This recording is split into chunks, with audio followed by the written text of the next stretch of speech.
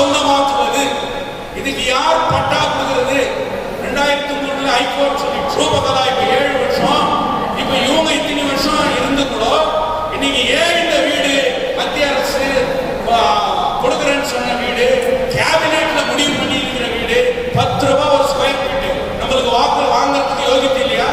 நாங்க அருமையா பேசுறது. இப்போ புரோக்கர்ஸ் என்டர்டைன் பண்ணலன்னு சொல்லி I really appreciate madam Roopakala madam. நான் இப்போ ரிக்வெஸ்ட் பண்றேன் மேடம், 20,000 வாங்குற ஒரு புரோக்கர் நீங்க வராதுன்னு சொன்னா who is Mr. கோவிந்தேகவுடா? why you should entertain in KGR? இப்போ மேடம் தான் கேட்கணும், இங்க இருக்கிற நம்ம மீடியாக்காரங்க தான் கேட்கணும். கோவிந்தேகவுடா வந்து யாரு கேட்கும்? கோவிந்தேகவுடா கேட்காம இருக்கு. So I request our honorable ML to answer this question. When கோவிந்தேகவுடா will not allow to the KGR? கோவிந்தேகவுடா யாரு? வெளிப்படையான அங்கோய மக்கள் பார்க்கின்ற வகையில் நடத்திருக்கின்ற மூன்றாவது கூட்டம். இந்த ஏதோ ஒரு கூட்டத்தை சேர்ந்து ஊர் பிரச்சனைகளெல்லாம் பேசிட்டு ஏற்றி போறதுக்காக கூட்டப்பட்ட கூட்டம் இல்லை. இந்த மூன்றாவது கூட்டம் என்பதுதான் இந்த கூட்டத்தினுடைய சப்ஜெக்ட். ஃபர்ஸ்ட் கூட்டம் ஜார்ஜாவில் நாங்கள் நடக்கணும். அன்னைக்கு கூட ஒருங்கிணைப்பாளரா பத்திரிகையாளர் சகோதரர் செங்குட்டுவன் சார் தான் அதை பண்ணாங்க. தங்கவயல்ல முதல்ல அதிகமாக வந்தது காங்கிரஸ் தலைவர்கள் எல்லாம் வந்தாங்க. அவங்களுடைய என்ன இருந்துச்சுன்றது நம்மளுக்கு தெரியாது. ஆனா அவங்க அன்னைக்கு வந்தவங்க அடுத்த கூட்டத்துக்குள்ள நான் ரொம்ப சீரியஸா சொல்றேன், இந்த கூட்டம் இந்த ஊருடைய எம்எல்ஏவா இருக்கக்கூடிய சகோதரி ரூபகலா அவர்களுக்கு பல்வேறு அச்சத்தை ஏற்படுத்துகிறது. ஏன் என்பதுதான் கேள்வி. ஃபர்ஸ்ட் கூட்டம் கூட்ட உடனே யாரெல்லாம் காங்கிரஸ் கட்சியில இருந்து வந்து கலந்துக்கிறாங்களோ அவங்க வீட்டுக்கெல்லாம் போய் அவங்களுக்கு சால் போட்டு அவங்களெல்லாம் நீங்க ஏன் சேவ் கமிட்டிக்கு போறீங்க அப்படின்னு சொல்லி அவங்களெல்லாம் கேட்டுக்கினாங்க. இந்த ஊர் மேல, இந்த மக்கள் மீது, இந்த ஊர் மேல உண்மையாகவே பாசம், மண் வாசனை இருக்குமேயானால் அவர்கள் எங்கள் ஊரை காப்பதற்காக நாங்கள் இதிலே தொடர்கிறோம் என்று சொல்லியிருக்க வேண்டும். ஆனால் அவர்கள் நாங்கள் தொடர்கிறோம் என்றும் சொல்லவில்லை. அடுத்து அழைத்தும் கூட அவர்கள் யாரும் இங்கே வரவில்லை. அதனால் அவர்களை பற்றி சிந்தித்துக் கொண்டு பேசிக் கொண்டிருப்பதில் எந்தவித பிரயோஜனம் இல்லை என்பதுதான் தெளிவான முடிவு. முதல் கூட்டத்திலிருந்து பிஜேபியிலிருந்து இங்க எல்லா அதனுடைய ரெப்ரசன்டேட்டிவ் தலைவர் நயனா ரவி பாண்டியன் கமல்நாத் சொல்லி அவங்களும் கண்டிப்பா இதில் கலந்து வராங்க. முதல் கூட்டத்திலிருந்து ஆர்கே ஃபவுண்டேஷனுடைய சேர்மன் மோகன் கிருஷ்ணா அவர்கள் அவருடைய விஷயத்தை தெளிவாக சொன்னார். நான் கூட சிட்டிசன் ஆஃப் இந்தியா, அதனால நான் இந்த மண்ணு இந்துக்குள்ள மண்ணு என் ஊர் டெவலப்மெண்ட் ஆகணுன்றதுக்காக நான் இதில் வருவேன் அப்படிங்கிறது அவர் கிளியர் கட்டா சொல்லிட்டாரு. அவர் 3வது கூட்டத்து வரைக்கும் அவர் தொடர்றார். அதிமுக இயக்கத்திலிருந்து அண்ணன் பொன் சந்திரசேகர், அதே மாதிரி ஜேடிஎஸ் உடைய இதுல இருந்து எக்ஸ் சிஎம்சியுடைய பிரசிடென்டா இருக்கக்கூடிய தயாளன் அவர்கள் நான் ரொம்ப ஸ்ட்ராங்கா இந்த மூமெண்டோட நான் இருக்கிறேன் அப்படின்னு சொன்னார். அதே மாதிரி இருக்கக்கூடிய எஸ்சிஎஸ்டியுடைய பிரசிடென்டா இருந்து லெவல்ல இருந்து ராஜேஷேகர் அவர்கள், அதே மாதிரி ஆர்பிஐ சம்பத் அவர்கள், பிசிகாவுடைய தலைவர்கள், இந்த மாதிரி பத்திரிகையாளர்கள், திமுகவில் அண்ணன் சேகர் அவர்கள், எக்ஸ் கவுன்சிலர் நடராஜன் அவர்கள், முக்கியமாக முதல் கூட்டத்தில் இருந்து எங்களுக்கு ஊக்கத்தமா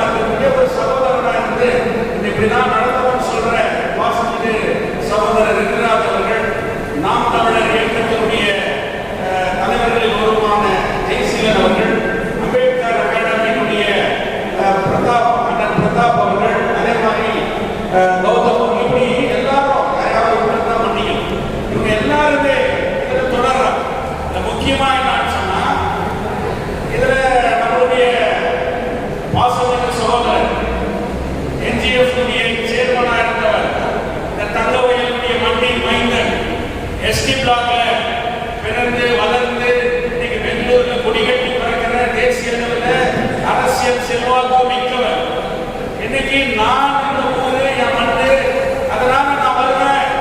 என்ன காங்கிரஸ் கட்சியிலிருந்து எடுத்துட்டா கூட கவலை இல்லை, நான் கேஜிஎஃப்காக நிற்கிறேன் அப்படின்றது அவருடைய ஸ்டாண்ட். இதை அவர் ஓப்பனா சொல்லிட்டார். இப்படி மார்க்சிஸ்ட் கம்யூனிஸ்ட் கட்சியினுடைய செயலர் தங்கராஜ முதல் கூட்டத்துக்கு வந்தார், இரண்டாவது கூட்டத்துக்கு காரணத்தை சொன்னாரு, மூணாவது கூட்டத்துக்கு அவரு நோ ஆன்சர் நோ ரிப்ளை. ஏன் இதை நான் சொல்றேன்னு சொன்னா, இந்த ஊர்ல இருக்கக்கூடிய அரசியல் கட்சிகள், இந்த அரசியல் கட்சிகளுடைய நிலைப்பாடுகள் கூட ஒருவருக்கும் தெரியணும், ஒருவருக்கும் தெரியணும். அப்ப இங்க சேர்ந்திருப்பவர்களை வைத்து இவர்களுக்கு தான் இந்த மண்ணின் மீது அக்கறை இருக்கிறது என்கின்ற நோக்கத்தோடு இங்கே சேர்ந்திருக்கிறார்கள். அவர்களை வைத்து இதற்கு ஒரு உருவம் கொடுக்க வேண்டும், உயிர் கொடுக்க வேண்டும், அடுத்த கட்டத்திற்கு இதை எடுத்து செல்ல வேண்டும். இன்னைக்கு கூட கெஸ்ட் லெக்சர் வந்து போற மாதிரி இருந்த எம்எல்ஏ 15 நாளைக்கு ஒரு வாட்டி இப்போ விவேக நகர்ல நினைத்தாங்க அந்த அம்மா வந்துக்கிறா இல்லையான்னு சொல்லி. இன்னைக்கு இந்த ஊர்ல இருக்கக்கூடிய அதிகாரிகள், நீ தாசில்தார் எடுத்துக்கோ, ரேஷன் ஆபீசர் எடுத்துக்கோ, போலீஸ் அதிகாரிகள் எடுத்துக்கோ, எந்த ஆபீசரும் அவனுக்கு ஹவுஸ் ரெண்ட் இருக்குது, அவனுக்கு எல்லா அகாமடேஷன் இருக்குது. ஆனா இந்த ஊர்ல இருக்கக்கூடிய ஒரு ஆபீசர் கூட நீ ராவல போன் பண்ணினா உடனே அட்டென்ட் பண்ணக்கூடிய எந்த அதிகாரியும் இந்த ஊர்ல தங்குறது இல்லை. எல்லாமே வெளியூர்ல இருந்து வரா. இந்த வெளியூர்ல இருந்து காலையில இன்க்ளூடிங் கமிஷனர், முனிசிபல் கமிஷனர், அப்போ கேஜிஎஃப் சொன்னா வெறும் தங்கிட்டு போற ஒரு டூரிஸ்ட் ஸ்பாட் மாதிரி இன்னைக்கு இருக்குது. இதை கேட்கறது யார்? இதை கேட்க வேண்டியது எம்எல்ஏ. ஆனா அந்த அம்மாவே இந்த ஊர்ல பெர்மனன்ட் ரெசிடென்ட் இல்லை. அந்த அம்மாவே 15 நாளைக்கு ஒரு வாட்டி வந்து போயிருந்தாலும் சேவ் கேஜிஎஃப் என்ற ஒரு அமைப்பு என்னைக்கு உருவாச்சோ அன்னைக்கு அந்த அம்மாவை நீ டெய்லி பார்க்கலாம், எல்லா லைன்லையும் பார்க்கலாம். இன்னைக்கு கூட இந்த ஊர்ல சுத்தி நிற்கிறாங்க, ஜல்லி கொட்டப்படுது, சிமெண்ட் கொட்டப்படுது. இன்னைக்கு ஒவ்வொரு வேலைகளும் இன்னைக்கு நடத்துறோம் அப்படின்னு சொல்றாங்க. நம்ம ஊர்ல நம்ம அம்மா லைன்ல இருந்து வந்து இருக்கக்கூடிய அந்த முனிசிபாலிட்டியுடைய president Indira Gandhi save KGF, எங்க அம்மா தான் எல்லா ஊர்லயும் படம் வச்சுக்கணும், சேவ் கேஜிஎஃப் வேற யாரும் இல்லைன்னு சொல்றாங்க. நான் ஏன் இதை சொல்றேன்னு சொன்னா, உனக்கு பயம் இல்லைன்னு சொல்றேன், இந்த அமைப்பு மீது உனக்கு பயம் இல்லைன்னு சொன்னா நீ ஏன் பதறன்னு கேட்கிற. அப்ப என்ன அர்த்தம்னு சொன்னா, இது ஒரு அமிர்த் சிட்டி. இங்க கோடிக்கணக்கான பணம் சென்ட்ரல் கவர்மெண்ட்ல இருந்து வருது, முனிசிபல் அட்மினிஸ்ட்ரேஷனுக்கு கோடிக்கணக்கான ரூபாய் வருது. இந்த ஊர்ல 50 வருஷம் 60 வருஷம் கான்ட்ராக்ட் எடுத்த எத்தனையோ கான்ட்ராக்டாரர்கள், கட்டட தொழிலாளர்கள், கல்லொடிக்கிற தொழிலாளர்கள், இந்த ஊர்ல இருக்கிற ஒரு கொத்துக்காரனு கூட இந்த ஊர்ல வேலை கிடையாது. எல்லா கான்ட்ராக்டும் இன்னைக்கு டிசிசி பேங்கினுடைய எக்ஸ் சேர்மனா இருந்த கோவிந்தேகோட இன்னைக்கு எல்லா கான்ட்ராக்டும் அவர் தான் எடுக்கிறார். அப்போ கோடிக்கணக்கான ரூபாய் அரசாங்கத்திலிருந்து வருது.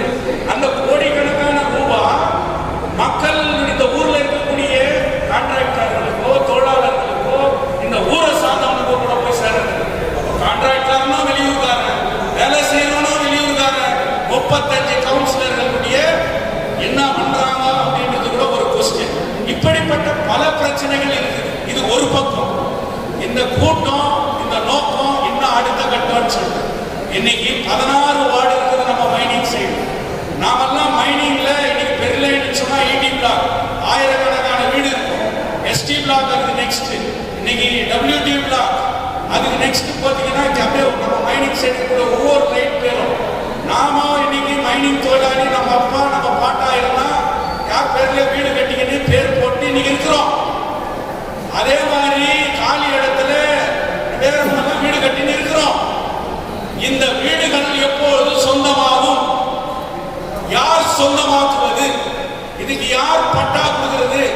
2003 ஹைகோர்ட் சொல்லிச்சு, 2007 சென்ட்ரல் கவர்மெண்ட் சொல்லிச்சு இந்த வீடு உங்களுக்கு வித்துறேன்னு சொல்லிட்டு. இன்னைக்கு 3-4 எம்எல்ஏ வந்து போயாச்சு. சம்பைங்க 10 வருஷம், ரூபகலா இப்ப 7 வருஷம். இப்ப இவங்க இத்தனை வருஷம் இருந்து கூட இன்னைக்கு ஏன் இந்த வீடு மத்திய அரசு கொடுக்குறேன்னு சொன்ன வீடு, கேபினெட்ல முடிவு பண்ணி இருக்கிற வீடு 10 ரூபாய் ஒரு ஸ்கொயர் ஃபீட் நம்மளுக்கு வாக்குல வாங்கறதுக்கு யோகியத்தை இல்லையா? நாங்க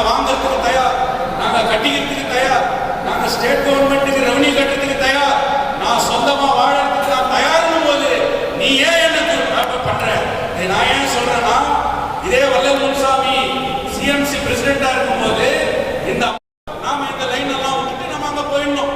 இதுதான் நகர சபையில இவங்க வச்சுன்னு இருக்கிற திட்டம். இதை நாம ஒத்துக்கணுமா? அப்போ இதை யார் கேட்கறதுன்னு சொன்னா 35 கவுன்சிலர் கேட்கறது, இந்த ஊர்ல எம்எல்ஏ கேட்கறது. இப்ப நாம யார் கேட்கறது அப்படின்னு பார்க்கும்போது இதை கேட்க வேண்டியது சேவ் கேஜிஎஃப் யுனைடெட் ஃப்ரண்ட் தான் அப்படின்ற ஒரு நிலைமை. அதுதான் இந்த கூட்டம். அப்போ இதுக்கு ஒரு தலை வால் வேணும் இல்லையா? அதுக்கு பேசுறாங்க தலையில்ல வாழை இல்லை. அப்ப இந்த தலை வால் இனி உருவாக்கப்படணும். கவல் கான்ட்ராக்ட் தோழர்கள் 26 நாள் உட்கார்ந்து போராட்டம் பண்ணா, போராட்டம் பண்ற தலைவர் கட்சியில எம்எல்ஏ ரொம்ப நல்லவங்க நம்ம வேணாம்னு புகழ்ந்து பேசுறான். அப்போ போராட்டத்தை பண்ணி இந்த ஊரை ஒன்று திரட்டி செய்ய வேண்டிய ஒரு கடமை இந்த எம்எல்ஏ இல்லை. அப்போ நான் மாரல் சப்போர்ட்னு சொல்றது. மாரல் சப்போர்ட் என்ன? உனக்கு ஒரு சோறு போடுறது, உனக்கு ஒரு துணி எடுத்து கொடுக்குறது, உங்க எதனா உதவி காசு கொடுக்குறது. இதுதான் மாரல் சப்போர்ட். எம்எல்ஏ ஓட்டு போட்டு இந்த அம்மாவை அனுப்புனா மாரல் சப்போர்ட்டா? அப்போ யோசித்து பார், நம்மள அவங்க எவ்வளவு கேனையா நினைச்சிருக்கிறாங்கன்னு சொல்லி. அதனாலதான் இதையெல்லாம் தட்டி கேட்கணும், இந்த பிரச்சனைகள் தீர்க்கப்படணும் அப்படின்னும் போது தலைவர் வி. சங்கர் அவர்கள் சித்தராமையாவிடம் நான் அழைத்து செல்வேன். ஏன் இந்த நாட்டினுடைய பிரதமர் நரேந்திர மோடியையே நான் சந்திக்க ஏற்பாடு செய்கின்றேன். உங்களோடு ஒன்று திரண்டு தெருவிலே உட்கார்ந்து போராட்டம் நடத்துவதற்கு நான் தயார் என்று தலைவர் வி. சங்கர் அவர்கள் இன்னைக்கு இந்த கூட்டத்துக்கு வந்துகிறார்.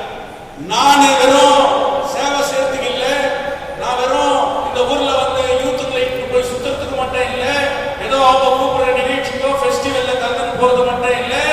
இப்படிப்பட்ட பிரச்சனைகளில் உங்களோடு நான் ஒன்றிணைந்து போராட்டி உங்களோடு நான் வலதுகரமாக நிற்பேன் என்று இன்றைக்கு இங்கே அமர்ந்து கொண்டிருக்கிற ஆர்கே ஃபவுண்டேஷன் சேர்மன் இன்னைக்கு மோகன் கிருஷ்ணா இன்னைக்கு சொல்லியிருக்கிறார். இப்ப இங்க இருக்கக்கூடிய தலைவர்கள் இவங்கெல்லாம் ஊர் மேல அக்கறை கொண்டவர்கள், இந்த மண் மீது பாசம் கொண்டவர்கள், இவர்கள் ரத்தம் கொதிக்கிறது. இன்னைக்கு நான் தான் லாயர், இருக்கிறவங்களுக்கு எல்லாம் தெரியும் என் ஸ்டேட்டஸ் என்ன, கேஜிஎஃப் கோர்ட்ல நான் என்ன, என்னுடைய இன்கம் என்ன. ஆனா நானே இங்க நின்று இதெல்லாம் பேசணும். எங்க அப்பா தொழிலாளி, எங்க பாட்ட இந்த மண்ணில ஏர்பாஸ்ல உயிர் விட்டு ரத்தம் சிந்தியவர். இன்னைக்கு எங்களுக்கு வீடு இல்லை, நிலையில என்ன மாதிரி ஆயிரக்கணக்கான குடும்பங்களுக்கு இந்த வீடு சொந்தமாக்கப்பட வேணும். இந்த வீடு மேல கை வைக்கணும்னு சொன்னா இந்த ரத்தத்து மேலதான் அது நடக்கும்ன்றத நிரூபிச்சு காட்டும். நாம என்ன கோடையா கேஜிஎஃப் காதல புசுத்திக்கிறோம்னா இதை நிரூபிச்சு காட்டுறோம் அப்படின்னு நாம சொல்றோம். இன்னைக்கு எக்ஸ்எம்எல்ஏ ராஜேந்திரனை கூட நாம கூப்பிட்டோம், அவர் வரல. அதுக்காக நாம என்ன பண்ண முடியும்? இன்னைக்கு எல்லாரையும் அழைக்கிறோம், அவங்க வரல, நாம என்ன பண்ண முடியும்? இது ஒண்ணும் பண்ண முடியாது அப்படின்னு அவங்க நினைக்கிறாங்க. அதனால இது பண்ண முடியும், பண்ணி காட்டுவோம் என்கின்ற நோக்கத்தோடு இதற்கு இந்த இருவரும் இதற்கு உயிர் கொடுக்க வேண்டும். அவர்களும் இதற்கு தலைமையேற்க வேண்டும். தலைமையேற்று வெறும் நான் இருக்கிறேன் என்று சொன்னால் மட்டும் போதாது, அவர்களும் ஒரு பொறுப்பிற்கு வந்தால்தான், அப்படி இருந்தால் மட்டுமே அவர்களும் கூட இதற்கு இருவரும் ஒரு கௌரவ தலைவர்களாக இதை வழிநடத்துகின்றவர்களாக இதில் இருந்து செயல்பட வேண்டும். இது என்னுடைய கருத்து. இல்லைன்னு சொன்னா அடுத்த கூட்டம் யார் கொடுக்குறது? போலீஸ் லெட்டர் கொடுக்க முடியல, நம்மளால ஒரு லெட்டர் பேட் வேணும் இல்லையா? எங்க போய் பார்த்து ஒரு மனு கொடுக்கணும். இன்னைக்கு நாம சொல்றோம் சேவ் கமிட்டி ஃபார்ம் ஆன உடனே இன்னைக்கு ரோடு நீ 1 கோடி ரூபாயில டீல் பண்ணிருக்கலாம். லோ கலெக்டரை கூட்டு வந்து ஜஸ்டிஸ் வீரப்பாவை வச்சு அதை அளக்கலன்னு சொன்னா சேவ் கேஜிஎஃப் யுனைடெட் ஃப்ரண்ட் பேரை மாத்திக்கிறோம் அப்படின்றத நாம இன்னைக்கு சொல்றோம். ஏன் சட்டத்துல எல்லாத்துக்கும் வழி இருக்குது, சட்டத்தை மீறி எதுவுமே கிடையாது. அதனால எங்க மண் என் மூச்சு, இந்த மூச்சு இருக்கும் வரை இந்த மண்ணுக்காக, இந்த இயக்கத்திற்காக என்னை நான் அர்ப்பணிப்பேன். சட்ட ரீதியாகவும் எல்லா ரீதியாகவும் இதற்கு வலதுகரமாக நான் இவர்களோடு நிற்பேன். இவர்களும் இதற்கு ஒரு தலைமையேற்று இதை வழிநடத்த வேண்டும் என்பது என்னுடைய ஆழமான கருத்து. என்னோட நண்பர்கள் அந்த கடவுள் டாக்டர் பாபா சாஹேப் அம்பேத்கர் நேர்ந்துக்குது ಅವ್ರನ್ನ ಕೊಂಡಾಡ್ತಾರೆ. ಜೈ ಭೀಮ್, ಜೈ ಭೀಮ್, ಜೈ ಭೀಮ್. ವೇದಿಕೆ ಇರತಕ್ಕಂಥ ಎಲ್ಲ ನನ್ನ ಕೆಜಾಪಿನ ಮಣ್ಣಿನ ಹಿರಿಯರೇ, ಮುಖಂಡರುಗಳೇ, ವಿಶೇಷವಾಗಿ ಈ ನನ್ನ ಸೇವ್ ಕೆಜಾಪ್ ಕಮಿಟಿಯ ಮುದ್ದಾಳತನ ಕೊಟ್ಟಿರ್ತಕ್ಕಂಥ ಜ್ಯೋತಿ ಬಸವಣ್ಣನವರೇ, ಸೇರತಕ್ಕಂಥ ಎಲ್ಲ ರಾಜಕೀಯ ಪಕ್ಷದ முக்காட்டுகளே, இன்னைக்கு மூணாவது டைம் இந்த மீட்டிங் போட்டிருக்கோம். இந்த மீட்டிங் போட்டிருக்கிறது ஜோதி பசன் சார் இருக்கட்டும், வி சங்கர் சார் இருக்கட்டும், ஸ்டாலின் சார் இருக்கட்டும், தயாள் சார், பாண்டியன், இங்க இருக்கிறவங்க எல்லாம் வந்திருக்கிறது ஒரே கான்செப்ட். நம்முடைய கேஜிஆர் தங்கமயில் மண்ணிலே பிறந்த ஒருத்தர் கூட நல்லா இருக்கணும், நம்மளை ஒட்டி பண்ற தப்புக்கு யாரும் இருக்கணும், அந்த தப்புகளை பார்த்து கரெக்ஷன் பண்ணோன்ட்டு என்னுடைய சேவகேஜ் டீம் வந்து நெஞ்சுக்கு வந்திருக்கேன். நான் வி சங்கர் சார் ரிக்வெஸ்ட் பண்றேன், ஜோதி பசு சார், இங்க இருக்கிற என்னோட எல்லா அண்ணனுக்கு ஒரே ஒரு ரிக்வெஸ்ட் என்னன்னா, இந்த மோகன் கிருஷ்ண மன்னன் மைதன் தான், யார் என்ன சொல்லிட்டு நான் பிறந்திருக்கிறது கேஜாப்லே தான், என்னோட மண் என்னன்னா கேஜாப் தான். இதுதான் என்னோட ரிக்வெஸ்ட். ரெண்டாவது வந்துட்டு நான் ஒரு மீடியாவில் பார்த்தேன், நம்ம ரூபக்கா the great MLA of KGF சொன்னாரு, கேஜிஎஃப் சிஎம்சில, தட் மீன் டு சே நம்ம முனிசிபாலிட்டில புரோக்கர்ஸ் ஆர் நாட் அலோவ்ட் ஒரு ஸ்டேட்மெண்ட். கரெக்டானா? யார் அலோவ் இல்லை? புரோக்கர்ஸ் ஆர் நாட் அலோவ்ட் ஒரு ஸ்டேட்மெண்ட். எல்லாரும் ஜோர் மாட்டி கை தட்டணும். Because she took a very great step. Brokers are not allowed. நான் இந்த ஒரு டீம்ல இருக்கிற என்னோட அண்ணனுக்கு இருக்கிறவங்க பத்தி நான் மேடம் ரிக்வெஸ்ட் பண்றேன். மேடம், 20,000 ரூபாய் 25,000 ரூபாய் வாங்குற புரோக்கருக்கு என்டர்டைன் பண்ணுறதில்ல, மக்களுக்கு பிரச்சனை இருக்கு, காத்தா வர்றதில்ல, எந்த வேலை பண்ணாலும் புரோக்கர் தான் வரணும், அவர் காசு கொடுக்கணும், மக்களுக்கு 120 ரூபாய் கொடுத்தா நான் காத்தா கொடுக்குறேன், நானே வந்து இன்ஸ்பெக்ஷன் பண்றேன், நான் ஒரு எம்எல்ஏ, நானே உட்காந்து பார்த்துக்கிறேன், ரொம்ப அருமையா பேசுறதுக்கு புரோக்கர்ஸ் என்டர்டைன் பண்ணலன்னு சொல்லி I really appreciate madam Roopakala madam. நான் இப்போ ஒரு ரிக்வெஸ்ட் பண்றேன் மேடம், 20,000 வாங்குற ஒரு புரோக்கர் நீங்க வராதுன்னு சொன்னா, who is Mr. Govinde Gowda? why you should entertain in KGF? இப்போ மேடம் தான் கேட்கணும், இங்க இருக்கிற நம்ம மீடியாக்காரங்க தான் கேட்கணும், கோவிந்தே கவுடா வந்துட்டு யாரு? either is a broker, either is a representative, either is a citizen of our KGF. இப்போ அவங்களெல்லாம் இப்போ broker அவாய்ட் பண்ணப்போ கோவிந்தே கவுடா இந்த KGF என்ன? ஃபர்ஸ்ட் ஆஃப் ஆல் இந்த மாதிரி ஒரு ஆளை நீங்க 20,000 ரூபாய் வாங்குற ஒரு broker வரக்கூட சிஎம்சிக்குன்னா, கேஜாப் தங்கவே இல்லை, கேஜாப் மண் இல்லை, ஒரு வேலை பண்ணானா இந்த கேஜாப்ல உங்களுக்கு ஓட்ட போட்ட ஒருத்தர் கூட கோவிந்தா கூட கிட்ட ஞாபகம் போகணும். ஐ am requesting through this media to our MLA, when you going to sack Mr. Govinde Gowda, who is கோவிந்தே Gowda? ஒரு broker நான் ஸ்டாப் பண்றேன் அப்போ இவர் நம்ம என்ன கூப்பிடணும்? ஒரு டெண்டர் ஆகணும்னா கோவிந்தே கவுடா, ஒரு ஆபீசர் டிரான்ஸ்ஃபர் பண்ணானா கோவிந்தே கவுடா, அது விட்டு ஏதோ ஒரு ஒர்க் வேணும் போனோம் கோவிந்தே கவுடா, ஒரு லெட்டர் வேணும் போனா கூட கோவிந்தே கவுடா. நீங்க 20,000 ரூபாய் வாங்குற ஒரு புரோக்கரை நான் ஸ்டாப் பண்ணி நானே இருக்கிறப்போ, நீங்க எம்எல்ஏ இருக்கிறப்போ கோவிந்தே கவுடாக்கு என்ன மேலே இருக்கு? So I requesting our honourable MLA to answer this question. when Govinde Gowda will not allow to the KGF? Govinde Gowda யாரு? ஸோ இங்க இருக்கிற மீடியாக்காரங்களுக்கு நான் ரிக்வெஸ்ட் பண்றேன், உங்களுடைய எம்எல்ஏ கேட்டு 20,000 ரூபாய் வாங்குற புரோக்கர் ஸ்டாப் பண்றாங்கன்னா, இந்த மாதிரி பெரிய பெரிய வேலைகளை அவங்க தான் பார்க்கறாங்கன்னா, அவங்க என்ன கூப்பிடணும்? புரோக்கரை கூப்பிடணுமா, ஏஜென்ட்டை கூப்பிடணுமா, என்னான்னு கூப்பிடணும்?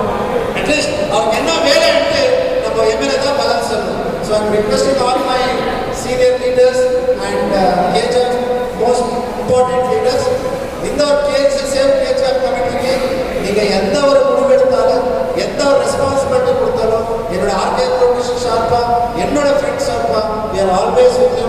And once again thanks to Jyoti Basu sir, Shankar sir, and all the